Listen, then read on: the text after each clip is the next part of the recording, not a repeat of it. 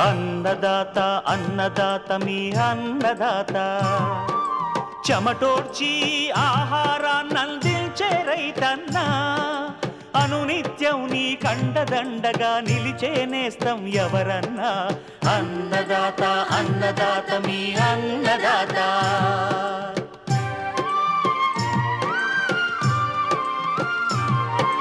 నూతన రీతుల సాగుబడికి నూరింతలు పెరిగే దిగుబడికి సూచనలిచ్చే సస్య రక్షణకు పశు పోషణకి శాస్త్ర విజ్ఞానం అందించి ముందుకు నడిపే తెలుగు రైతు భారతదేశానికి మకుటం అయ్యేలా తీర్చిదిద్దే ఆశయంతో మిమ్ము మేలు కొలిపేది అన్నదాత అన్నదాత అన్నదాత మీ అన్నదాత అన్నదాత అన్నదాత మీ అన్నదాత. అన్నదాత ప్రేక్షకులకు నమస్కారం. ఈనాటి ముఖ్యాంశాలు: ఖరీఫ్ మొక్కజొన్న సాగులో మెలకువలు, సురక్షిత విధానాల్లో మామిడికాయల మాగవేత, ఉమ్మడి మహబూబ్ నగర్ జిల్లాకు అనువైన ఖరీఫ్ పంటలు మేలు రకాలు,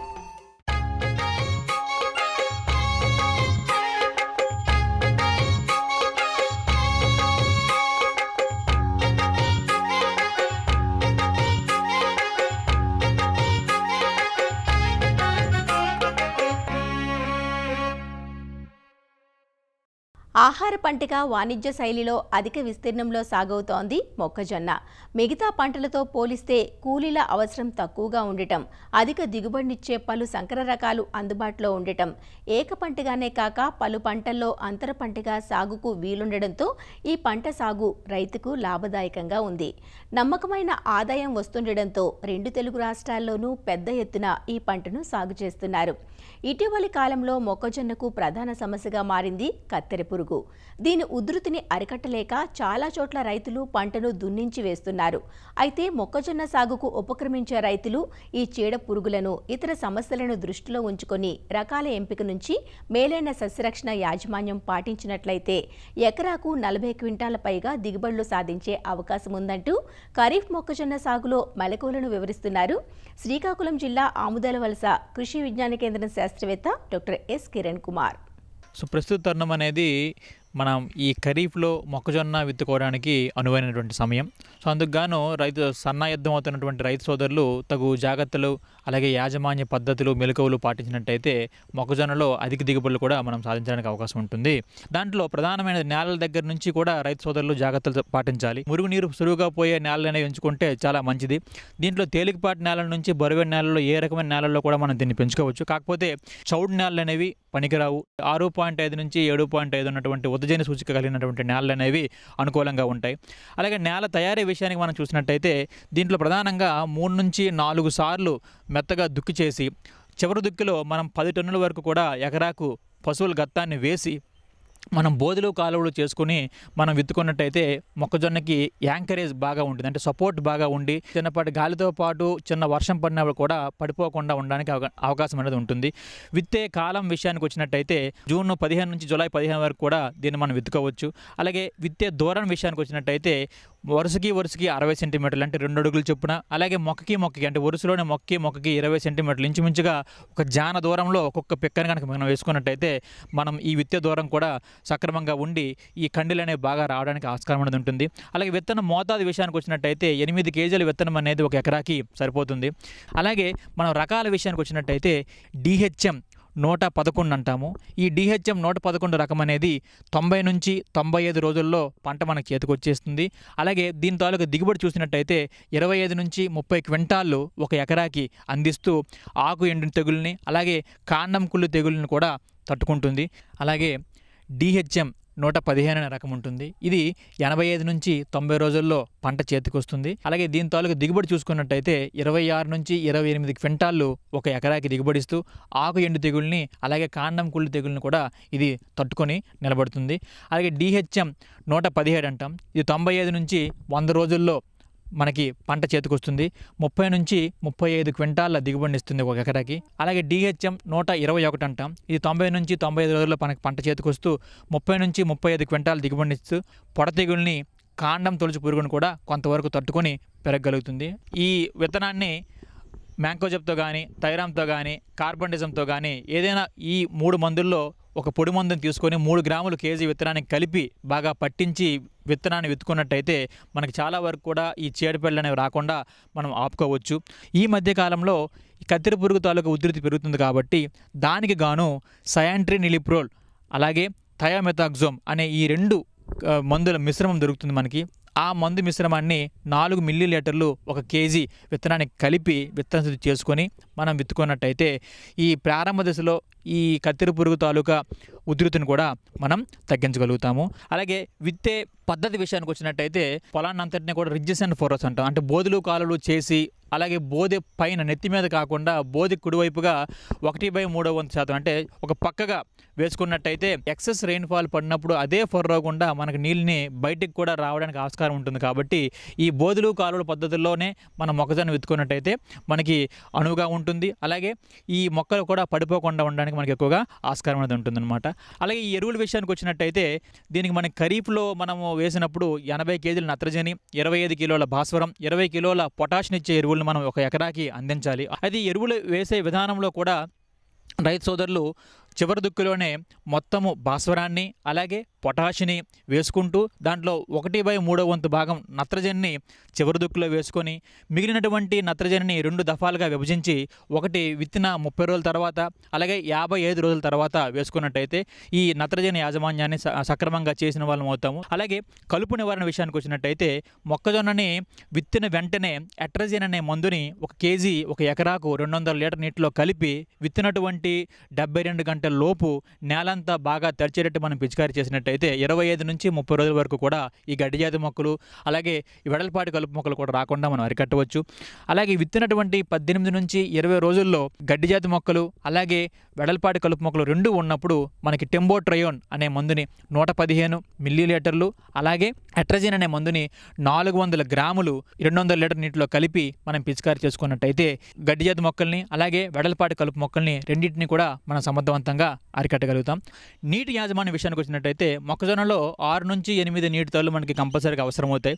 అందుకు గాను విత్తినప్పుడు 1 తడి అలాగే విత్తిన 15 రోజులకి 30 రోజులకి పూత దశలోను పూత తర్వాత 15 రోజులకి అలాగే గింజ పాలు పోసుకునే దశలు అనేవి కంపల్సరీగా మనం నీటి తడులకు మనం కట్టినట్టయితే అధిక దిగుబడులు అనేవి మనం రావడానికి ఆస్కారం ఉంటుంది.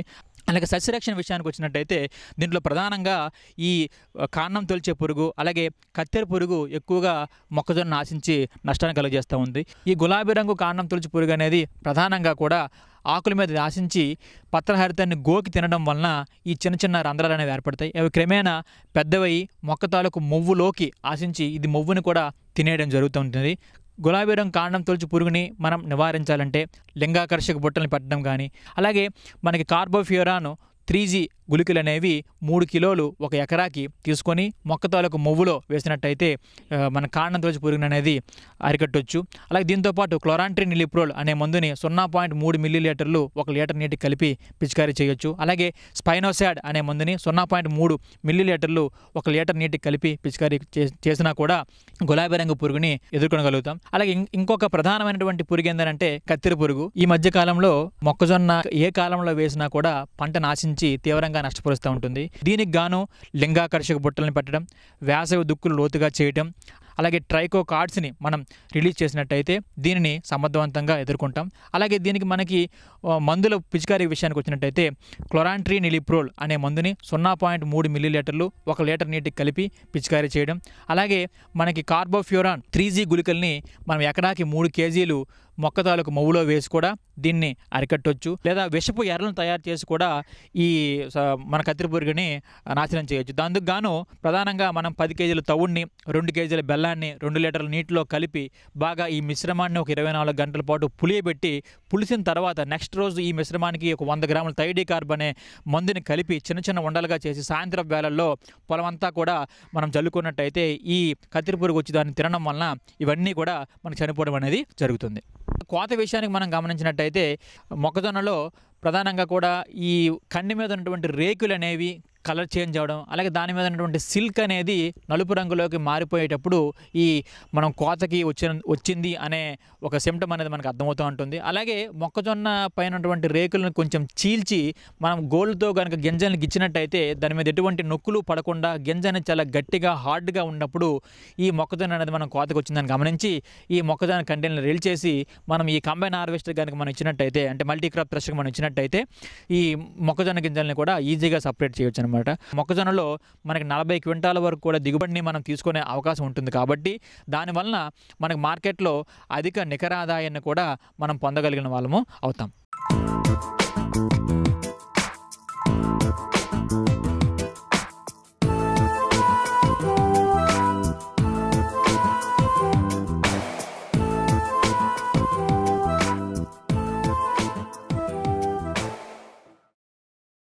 వేసవికాలం వచ్చిందంటే ప్రతి ఒక్కరికి తినాలనిపించే పండు మామిడి. ఇలాంటి మధురమైన మామిడి పండ్ల డిమాండ్ను కూడా సొమ్ము చేసుకోవడానికి మధ్య దళారులు, వ్యాపారస్తులు తమ వంతు ప్రయత్నం చేస్తుంటారు. సాధారణంగా ఏప్రిల్ నుంచి మొదలుపెట్టి ఆలస్యంగా వచ్చే రకాలైతే జూలై వరకు కాయలు కోస్తూ ఉంటారు. అందులో భాగంగా పక్వానికి రాకముందే కాయలను తెంపి ప్రాణాంతకమైన కాల్షియం కార్బైడ్ లాంటి మందులను వేసి మగ్గపెడుతున్నారు. ప్రభుత్వం నిషేధించిన కార్బైడ్ రసాయనాన్ని గుట్టుచప్పుడు కాకుండా చాటుమాటుగా పండ్లలో వేసి మగ్గపెడుతున్నారు. అలా మగ్గిన పండ్లను తినడం వల్ల అనారోగ్య సమస్యలు, క్యాన్సర్ వంటి ప్రాణాంతక వ్యాధులు కూడా తలెత్తే ప్రమాదం ఉంటుంది. అంతేకాదు అవి రుచిగా కూడా ఉండవు. అదే పక్వానికి వచ్చిన పండ్లను కోసుకొని సహజ సిద్ధ పద్ధతుల్లో గాని, ఒకవేళ రసాయనాలు వాడినట్లయితే సురక్షితమైన పద్ధతుల్లో గాని మాగించినట్లయితే పండ్లు మధురంగా ఉండడమే కాదు ఆరోగ్యానికి ఎలాంటి హాని చేయవంటూ మామిడికాయల మాగవేత గురించి తెలియజేస్తున్నారు శ్రీ కొండా లక్ష్మణ్ ఉద్యాన విశ్వవిద్యాలయం director of research doctor Kiran Kumar. వేసవి కాలం వచ్చిందనంటే అందరికీ బాగా ఇష్టమైన పండు మామిడి పండు, అందరూ తినే పండు అది. ఇటీవల కాలంలో నాణ్యమైన పండ్లు తినడంలో దొరకటంలో కూడా చాలామంది ఇబ్బంది పడుతున్నారు. ఇది కారణాలు ఏంటంటే, ఒకటి కాయ కోత. తయారు కాని కాయ గనక కోసి మాగబెట్టినట్లయితే కృత్రిమంగా అది సరిగ్గా పండదు. దాంట్లో రావాల్సిన తీపిదనము ఇవన్నీ కూడా రావు, క్వాలిటీ అనేది రాదు. అది రాక కాయలు పులుపుగా ఉండటము, పచ్చికాయలు పైన పసుపు రంగుకు మారటం, లోపల తెల్లగా ఉండటము, ఇలా ఉండేసరికి అసలైన క్వాలిటీ తోటి కాయలు తినలేక ఇబ్బంది పడుతున్నారు అందరూ కూడా. అయితే దీనికి ఖచ్చితంగా మనం చూసుకోవాల్సింది ఏంటంటే, కాయ మొత్తం తయారయ్యి కాయ కనుక కోసినట్లయితే సొన కారకుండా మామూలుగా బొట్లుగా పడినట్లయితే అది పూర్తిగా తయారైనట్లు మనం గమనించవచ్చు. అలాంటి కాయలు కనుక కోసి అర్ధగంట నుంచి గంట వరకు కనుక పొలంలో పెట్టినట్లయితే అవి ఆ సొనంతా కూడా కారి ఇదైపోతుంది. ఆ తర్వాత కాయలన్నింటినీ కూడా మనము రైపనింగ్ చేంబర్లో కనుక పెట్టుకొని, ఆ రైపనింగ్ చేంబర్లో 24 డిగ్రీల టెంపరేచర్లో ఇథిలిన్ గ్యాస్ అనేది 100 ppm కనుక వదిలినట్లయితే ఈ పండ్లు 4 రోజుల్లో చాలా చక్కగా పండి నాణ్యమైన క్వాలిటీ తోటి మనము తినడానికి అవకాశం ఉంటుంది. ఈ ఇథిలిన్ గ్యాస్ ద్వారా రైపనింగ్ చేంబర్లో మనము మాగబెట్టుకోవటం ఒక పద్ధతి. అలాగే ఇటీవల కాలంలో ఎన్రైప్ అనేది కూడా, అది కూడా ఇథిలిన్ ద్వారా తయారు చేసి అది మనకి తెలంగాణ రాష్ట్రం ఆగ్రోస్ ద్వారా కూడా అమ్మటం జరుగుతూ ఉన్నాయి. అది కూడా మనం ఒక 20 kgలకు ఒక ప్యాకెట్ కనుక పెట్టుకున్నట్లయితే దాని ద్వారా కూడా మనం మాగబెట్టుకోవచ్చు. అలాగే ఇంట్లో కనుక మాగబెట్టుకోవాలి అనుకుంటే మంచిగా తయారైన పండ్లు గడ్డిలో కూడా మాగబెట్టుకోవచ్చు. అలాగే ఈ ఇథిలిన్ అనే గ్యాస్ని చిన్న రూమ్లో కూడా మనం పెట్టి కూడా మాగబెట్టుకోవచ్చు. అయితే ఇంట్లోకి అయితే ఖచ్చితంగా ఈ ప్యాకెట్లు అయితే చాలా అనుకూలమైనవి. ఎన్రైప్ అనే ప్యాకెట్లు దొరుకుతున్నాయి. అలాంటివి పెట్టి కూడా మనం FSSI వాళ్ళు కూడా దీన్ని ఆమోదించారు. అలాగే మన తెలంగాణ రాష్ట్రం కూడా ఆమోదించింది. ఈ కార్బైడ్ ద్వారా మాగబెట్టిన పండ్లు మాత్రం ఖచ్చితంగా తినకూడదు. ఇది ఆల్రెడీ మనకి కోర్టు, అలాగే మన రాష్ట్రాలు, అలాగే దేశం కూడా అన్ని చోట్ల కూడా దీన్ని వాడొద్దు అనేసి ఖచ్చితంగా చెప్తున్నారు. కాబట్టి మనము ఈ కార్బైడ్ అనేది కూడా వాడకుండా చూసుకోవాలని కోరుకుంటున్నాను.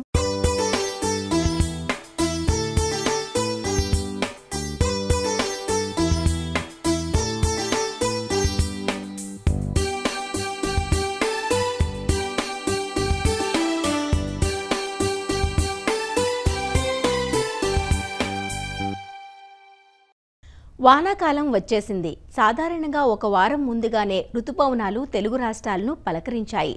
దీంతో అన్నదాతల్లో ఆనందం పెల్లుబికింది. పొలం పనులు చేసుకోవడంలో రైతులు తలమునకలయ్యారు. అయితే వర్షాలు వచ్చేశాయని ఆదరాబాదరాగా పంటలను వేసుకోకుండా తమకున్న నేల స్థితిగతులు, నీటి లభ్యత వంటి అంశాలను దృష్టిలో పెట్టుకొని అదును పదును చూసుకొని పంటలను ఎన్నుకోవటం మంచిదని నిపుణులు సూచిస్తున్నారు. అంతేకాదు, తమ ప్రాంత పరిస్థితులకు అనువైన రకాలను సాగుకు ఎంచుకుంటే పంటలు ఆరోగ్యంగా పెరిగి లాభాలు బాగుంటాయి. తెలంగాణలో దక్షిణ తెలంగాణ జిల్లాలైన ఉమ్మడి మహబూబ్ నగర్, రంగారెడ్డి, నల్గొండ జిల్లాల్లో తేలిక నేలలు ఎక్కువగా ఉన్నాయి. పుష్కలంగా నీరు ఉన్న ప్రాంతాల్లో వరి వేసుకుంటున్న మెట్ట పంటలైన ప్రత్తి, జొన్న, మొక్కజొన్న, వేరుశెనగ, ఆముదం సాగు ఇక్కడ ఎక్కువ. ఉమ్మడి మహబూబ్నగర్ జిల్లాలో ఈ ఖరీఫ్లో సాగుకు ఎంచుకోదగ్గ పంటలు, అనువైన రకాల గురించి సూచనలు అందిస్తున్నారు Palem Krishi Vigyan Kendra programme coordinator doctor T Prabhakar Reddy. ప్రస్తుత వానాకాలం పంటల సాగు అనేది వాతావరణ పరిస్థితులపై ఆధారపడి ఉంటుంది. ఇప్పటికే ఈ సంవత్సరం మంచి వర్షాలు కురుస్తాయని వాతావరణ శాఖ సమాచారం అందించడంతో ఇప్పటికే రైతు సోదరులందరూ కూడా దుక్కులు రెడీ చేసుకొని ఎలాంటి పంటలు వేసుకోవాలి, ఏ విత్తనాలు చేసుకోవాలి అనే అంశంపై ఎక్కువగా అవగాహన తెలుసుకుంటా ఉన్నారు. సో ప్రస్తుత పరిస్థితుల్లో మనం పంటలు ఎంచుకోవాల్సినప్పుడు ముఖ్యంగా 3 అంశాల గురించి తెలుసుకోవాల్సిన అవసరం ఉంటుంది. ఒకటి నేల స్వభావం, రెండవది విత్తే సమయం, మూడవది సాగునీటి సౌకర్యం.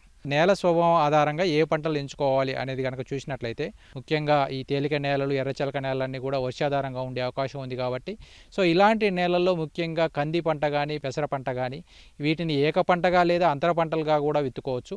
ముఖ్యంగా కంది, పెసర అంతర పంటలుగా విత్తుకోవాలి అనుకున్నప్పుడు ఒక వరుస కంది పంట, 6 వరుసలు పెసర పంటను 1:6 రేషియోలో కంది మరియు పెసర పంటను విత్తుకునే అవకాశం ఉంటుంది. దీంతోపాటు మినుము పంటను కూడా వర్షాధారంగా ఎర్రచలక నేలలో విత్తుకోవచ్చు. దాంతోపాటు ఆముదం పంటను కూడా ఈ యొక్క ఎర్రచలక నేలలో వర్షాధారంగా విత్తుకునే అవకాశం ఉంటుంది. ఎక్కడైతే మెరక నేలలు అంటే నీరు నిలువని నల్లరేగడి భూముల్లో లేదా మధ్యస్థ భూముల్లో లేదంటే కండగలిగిన బలం కలిగిన ఎర్ర నేలల్లో కూడా మనం ఈ యొక్క పత్తి పంటను విత్తుకునే అవకాశం ఉంటుంది. సో ఈ పత్తి పంటను కూడా మనకు జూన్ మొదటి వారంలో విత్తుకునే అవకాశం ఉంటుంది కాబట్టి సో ఎక్కడైతే నీరు నిలవని నల్లరేగడి భూముల్లో మనం ఈ యొక్క పత్తి పంటను విత్తుకునే అవకాశం ఉంటుంది. లోతట్టు ప్రాంతాలు ఎర్ర నేలల్లో మనం వరి పంట సాగు చేసుకోవాల్సిన అవసరం ఉంటుంది. కాలువల కింద, చెరువుల కింద కానీ ఈ లోతట్టు ఎర్ర నేలల్లో మనకు ప్రధానంగా ఈ యొక్క నీరు అందుబాటులోకి రాని పరిస్థితుల్లో ముందుగా పెసర లేదా మినుము పంటను వేసుకొని ఎక్కడైతే కాలువలకు, చెరువులుగా నీరు అందుబాటులోకి వచ్చినట్లయితే ఈ యొక్క పెసర లేదా మినుము పంటను పచ్చిరొట్ట పంటగా నేలలో తొక్కివేసి మనం వరి పంటను నాటుకునే అవకాశం ఉంటుంది. ఒకవేళ నీరు అందుబాటులోకి రాని పరిస్థితుల్లో ఈ పెసర పంట మరియు మినుము పంట నుంచి పంటను తీసి ఆదాయాన్ని పొందే అవకాశం ఉంటుంది. ఈ నల్లరేగడి భూముల్లో ముఖ్యంగా మనకి ఎక్కడైతే నీరు నిలిచే ప్రదేశాలు, లోతట్టు ప్రాంతాలు, ముఖ్యంగా పల్లపు భూములు, బాడవ భూములు అంటాం, ఇలాంటి పరిస్థితుల్లో చెరువుల కింద ఆరుతడి పంటలు వేసుకునే అవకాశం లేదు కాబట్టి మనకి సాగునీటి సౌకర్యం కూడా అందుబాటులో ఉంది కాబట్టి ఇలాంటి నేలల్లో ముందుగా మనము ఈ యొక్క వరి పంట విత్తుకోవడం అనేది చాలా ముఖ్యమైనది. పంటలు ఎంచుకునేటప్పుడు విత్తుకునే సమయం కూడా చాలా ముఖ్యమైనది. జూన్ మొదటి వారంలో తొలకరి వర్షాలు కురిసిన తర్వాత ఆరుతడి పంటలు విత్తుకునే అవకాశం ఉంటుంది. చాలామంది రైతులు ఈ యొక్క వర్షాలు రాకముందే పొడి దిక్కులోనే పత్తి విత్తనాలు అనేది విత్తుతూ ఉంటారు. సో ఈ పొడి దిక్కులో పత్తి విత్తనాలు విత్తడం వల్ల ఈ ఎండ వేడిమి వల్ల ఈ యొక్క మొలక రాకపోవడం, మొలక దెబ్బతింటం, ఖర్చు పెరగటం, మరొకసారి విత్తనాలు తెచ్చిపెట్టడం అనేది జరుగుతూ ఉంటుంది. సో అందువల్ల రైతు సోదరులు ఎప్పుడైతే వర్షాధారంగా ఆరుతడి పంటలు విత్తుకోవాలి అనుకున్నప్పుడు 70 నుంచి 80 మిల్లీమీటర్ల వర్షపాతం కురిసిన తర్వాత, అంటే ఒక 2 మంచి వర్షాలు కురిసిన తర్వాత, భూమి చల్లబడిన తర్వాత మాత్రమే మనం విత్తనాలు, పత్తి విత్తనాలు కానీ, కంది విత్తనాలు కానీ విత్తుకోవాల్సిన అవసరం ఉంటుంది. సో ముఖ్యంగా మనం ఎంచుకునే రకాన్ని, మనకు ఉండే నీటి సౌకర్యాన్ని, విత్తే సమయం ఆధారంగా మన ఈ యొక్క పంటలను ఎంచుకోవాల్సిన అవసరం ఉంటుంది. దాంతోపాటు మనకి ఈ యొక్క వర్షాధారంగా విత్తుకునే రైతులు ఎప్పుడైతే వర్షాలు పడినప్పుడు నీటి కుంటల్లో నీటిని నిల్వ చేసుకొని మనకు రాబోయే సమయంలో అంటే ఆగస్టులో కానీ, సెప్టెంబర్లో కానీ వర్ష విరామం ఏర్పడినప్పుడు, అంటే ఒక 15 నుంచి 20 రోజులు వర్షం రానప్పుడు ఈ యొక్క నీటి కుంటల్లో నీటిని ఈ యొక్క జీవతడిగా వాడుకొని మనం పంటను బతికించుకునే అవకాశం ఉంటుంది. కాబట్టి నీటిని కుంటల్లో నిల్వ ఉంచుకోవడం చాలా ముఖ్యమైన పద్ధతి. దాంతోపాటు ముఖ్యంగా ఈ నేలల్లో కనుక సమస్యలు కనుక మనం చూసినట్లయితే ముఖ్యంగా ఈ ఎర్రచలక నేలలు కానీ, ఎర్రదుబ్బ నేలలో నీటి నిల్వ సామర్థ్యం మరియు పోషకాల నిల్వ సామర్థ్యం అనేది చాలా తక్కువగా ఉంటుంది. సో దీంట్లో ఇసుక శాతం ఎక్కువగా ఉంటుంది కాబట్టి ఈ నేలలకి సేంద్రియ కర్బనం అంటే సేంద్రియ పదార్థం, పశువుల ఎరువు కానీ, కోళ్ళ ఎరువు కానీ అధికంగా వేయడం, లేదంటే నల్లరేగడి భూమిలోని మట్టి తెచ్చి ఇసుక నేలలో కలపడం, లేదంటే ప్రస్తుతం ఈ చెరువులు పూడిక తీస్తున్నారు కాబట్టి ఈ పూడిక తీసిన చెరువుల్లోంచి మట్టిని తెచ్చి కానీ ఈ యొక్క తేలిక నేలలో, చెలక నేలలో కలపడం ద్వారా కూడా ఈ యొక్క నీటి పట్టి ఉంచే సామర్థ్యం అనేది, ఈ యొక్క పోషకాలను పెంచుకునే సామర్థ్యం, బలాన్ని పెంచుకునే సామర్థ్యం అనేది పెంచుకునే అవకాశం ఉంటుంది. సో ఈ వరి సాగులో అనుకూలమైన రకాలు కనుక మనం చూసినట్లయితే సో దీంట్లో ముఖ్యంగా మనకు దీర్ఘకాలిక రకాలు మరియు స్వల్పకాలిక రకాలు అందుబాటులో ఉన్నాయి.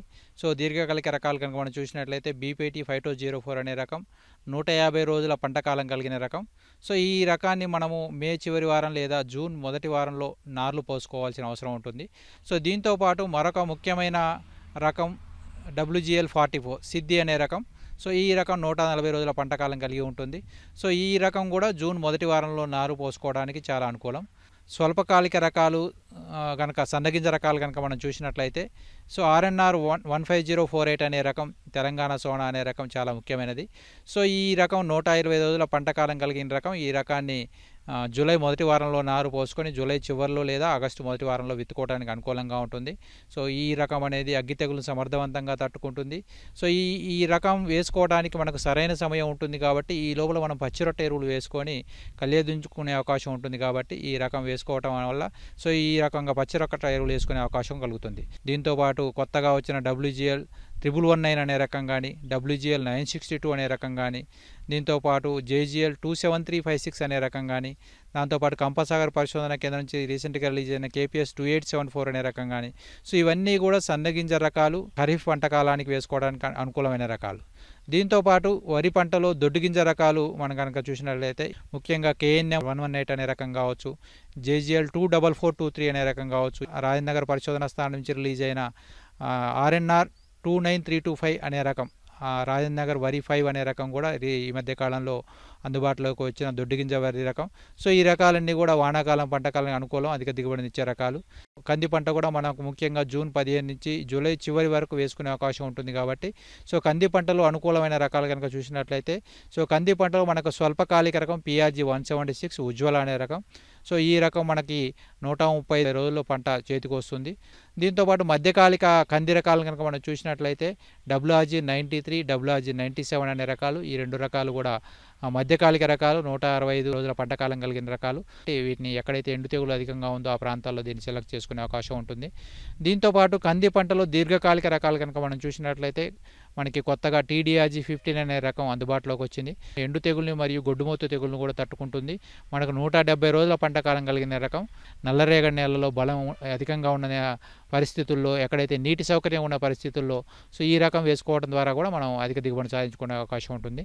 దీంతోపాటు కంది పంటలో దీర్ఘకాలిక రకాలు ఆశ కానీ, లక్ష్మి కానీ, హనుమ లాంటి రకాలను కూడా మనం దీర్ఘకాలిక రకాల కింద కంది పంట వేసుకునే అవకాశం ఉంటుంది. పెసర పంట కనుక మనం చూసినట్లయితే పెసర పంటలో స్వల్పకాలిక రకం మనకు WGG 42 అందుబాటులో ఉంది. 55 నుంచి 60 రోజుల పంట కాలం కలిగిన రకం మనకు జూన్ 15 నుంచి వేసుకునే అవకాశం ఉంటుంది. దీంతోపాటు MGG 295 అనే రకం కానీ, MGG 347, MGG 385 ఈ 4 రకాలు కూడా మనకు వానాకాల పంట కాలానికి అనుకూలం. ఇవన్నీ కూడా పల్లాకు తెగులు తట్టుకునే అవకాశం ఉంటుంది కాబట్టి ఈ యొక్క పెసర పంటను వేసుకునే అవకాశం ఉంటుంది. దీంతోపాటు మినుము పంటలో మనకు కొత్తగా రిలీజ్ అయిన రకం MBG 1070 అనే మదిర రకం, PU 31 అనే రకం కూడా మన ప్రాంతానికి అనుకూలం. GBG 1 అనే రకం కానీ, LBG 752 అనే రకం కూడా మన ప్రాంతానికి అనుకూలం. సో 75 నుంచి 80 రోజుల పంట కాలం కలిగిన రకాలు మనం ఈ మినుము రకాలు కూడా మనం వేసుకోవడానికి అనుకూలంగా ఉంటుంది. దీంతోపాటు జొన్న పంటలో మనకు CSV 41 అనే తెల్లజొన్న రకం, పాలమూరు తెల్లజొన్న రకం. ఇది మనకి బూజు తెగులు తట్టుకుంటుంది, గింజ వెయిట్ ఎక్కువగా ఉంటుంది, లావు ఎక్కువగా ఉంటుంది. దీంతోపాటు పచ్చజొన్న రకం వానాకాలానికి అనుకూలమైన రకం PYPS2 అనే రకం కూడా మనకి ఇక్కడ పాలెం పరిశోధనా స్థానంలో అందుబాటులో ఉంది. సో ఈ రకాన్ని కూడా మనకి వానాకాలం పంట కాలంలో వేసుకునే అవకాశం ఉంటుంది. దాంతోపాటు రాగి పంటలో PRS 38 అనే రకం అందుబాటులో ఉంది. ఇది వానాకాలం పంట కాలానికి అనుకూలం. కొర్ర పంటలో PKS 22 అనే రకం కూడా మన వానాకాలం పంట కాలంలో వేసుకోవడానికి అనుకూలంగా ఉంటుంది. దీంతోపాటు ఆముదం పంట వేసుకునే రైతులు PCS 111 అనే రకాన్ని మనం వానాకాలం పంట కాలానికి అనుకూలంగా ఉంటుంది. మనకుండే వాతావరణ పరిస్థితులు, మనకుండే నీటి సౌకర్యం, నేల స్వభావం ఆధారంగా ఇప్పుడు సూచించిన విధంగా సో వివిధ రకాల పంటలు ఎంచుకొని అధిక దిగుబడి సాధించుకునే అవకాశం ఉంటుంది. మరిన్ని విభిన్న అంశాలతో రేపటి అన్నదాతలో మళ్ళీ కలుసుకుందాం. అంతవరకు సెలవు, నమస్కారం.